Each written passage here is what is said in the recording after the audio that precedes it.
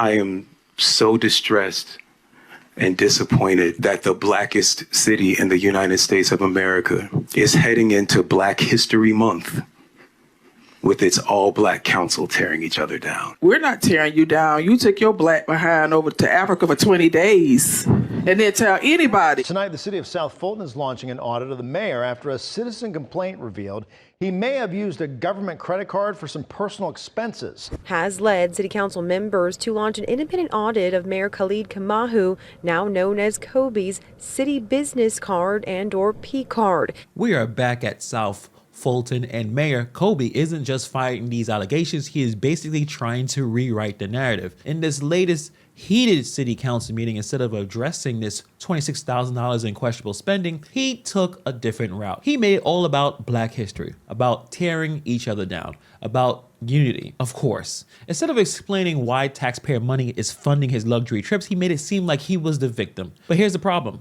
No one is buying it. The city council didn't, and the residents sure didn't. And I hope that the employee that went on the trip to Africa, I hope she's not on the payroll for those 20 days as well, because we'll have to do a little search and find that as well. We're not, I hate to use the word stupid, but we're not, I mean, we could see through it. You know, we could between the lines. And now with the forensic audit underway, Mayor Kobe might be running out of excuses. Let's get into it. The council isn't playing games anymore. They're tired of the nonsense. They're bringing in outside counsel to handle an ethics complaint against Mayor Kobe, ensuring that the investigation is completely impartial. This means there's no more dodging, no more excuses. If there's misconduct, it's going to be found. The city says the evaluation will assess compliance with current policies, analyze transaction trends, and provide actionable recommendations. The city says the improvements will include internal audit services that will provide weekly reports to the chief financial officer and city manager. I am very optimistic that we'll be able to get down to the bottom of things and we will take the appropriate action. They're also cracking down on the spending controls. Vendor policies are being tightened and the oversight is being increased to make sure something like this doesn't happen again. One of the biggest moments of this meeting is the council laying out a strict timeline for the audit. No delays, no distractions, just cold, hard facts. The audit will look into purchases from October 1st of 2023 to January 28th of this year. This was the appropriate measure to take. People are asking for this, and I think it's important so that we can see what has happened. Linda Pridgett, Mayor Pro Temp, says the P cards are distributed to all city council members, department heads, and the mayor. So you know Mayor Kobe isn't very happy with that. And let's talk about this heated meeting that happened just a couple of days ago. This meeting wasn't just tense, it was very explosive. The council officially launched this audit into Mayor Kobe's spending, covering his city issue purchase card transactions from November 2023 to January 2025. Council members Natasha Williams-Brown and Linda Pridgett weren't just there for theatrics, they demanded accountability. They demanded transparency. But Mayor Kobe, of course, he has a different approach. Instead of taking responsibility, he played the unity card. I gotta be honest with y'all, I don't know what's happening. I don't know what's happening.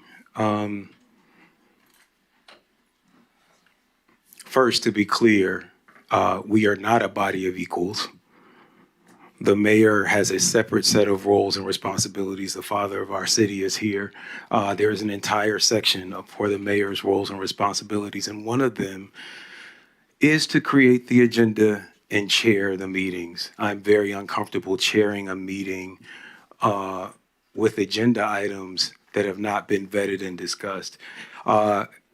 As many people are asserting that I don't contact them, not a single person on this council has contacted me about the item on the agenda that is being walked on today. I do think that there is a lot of political posturing happening, which is why the news is here. I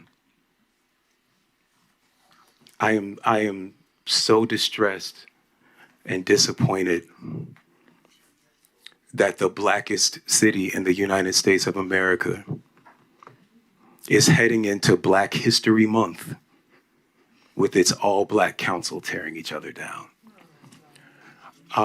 which is what is about to happen. It's a bold statement, especially when the issue at hand is his own spending habits. His attempt to shift the blame didn't land well. If anything, it just made things worse. Councilwoman Willis didn't let it slide. Mayor, I really was going to let this go, but I can't continue to sit here and allow you to make it seem like we're the villains and you're the victim. Now, those cameras are in the back of the room, not because of us. We would love to come to a meeting and just go through this agenda and have a professional meeting and do the business of the people and go home. But it was you who want to sit around and call us the blackest city and say we want to tear each other down. We're not tearing you down. You took your black behind over to Africa for 20 days and then tell anybody. No, he called us a blacker city, and that was disrespectful. We keep telling him that. Mayor, please recognize my point of order. Mayor. The chair recognizes the mayor pro tem for her point of order. But Mr. Mayor, I think you're out of order for constantly trying to make this council look like the villains. You literally just did it in front of everyone here. And I'm not sure what is the end game. Because you know what? All of us are not running for mayor. And that's like one of your excuses these days. Well, they're running for, I see it in the media. Well, the people who are criticizing me, they're running for mayor. You know what? You're not going to answer to us in the final analysis. You're going to answer to the citizens of this great city. Because quite frankly, your actions, and this is the last thing I'm going to say, there's a reason why 5 council members back in 2023 decided we were going to take legal actions. It was not because of our behavior, it's not because we were running for mayor, but it's because of your actions, man. And I just beg you to find another path. You are making the people in this city's government suffer.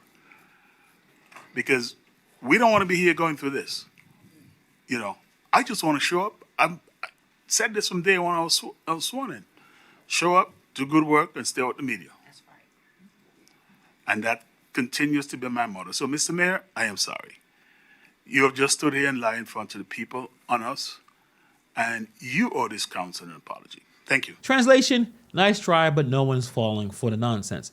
And if things weren't bad enough, Mayor Kobe just walked out the meeting at one point. Instead of sticking around to answer questions or defend himself properly, he just left. No real explanation, no attempt to clear the air. Just walked away as the whole thing was just beneath him. Why? Because he knew it wasn't going his way. The moment things got heated and the council pressed him on these spending allegations, he bailed. Mayor Kobe walked out the meeting instead of facing the music. That's not leadership, that is running from accountability. And let's talk about this weak defense strategy that's being used by some of these politicians like Mayor Kobe and obviously Mayor Tiffany Hayard. When they do this type of thing, they get caught, the first thing they want to do is play the race card. It's the go-to move. Because y'all got false narratives out there and y'all should be ashamed of yourself. Y'all black.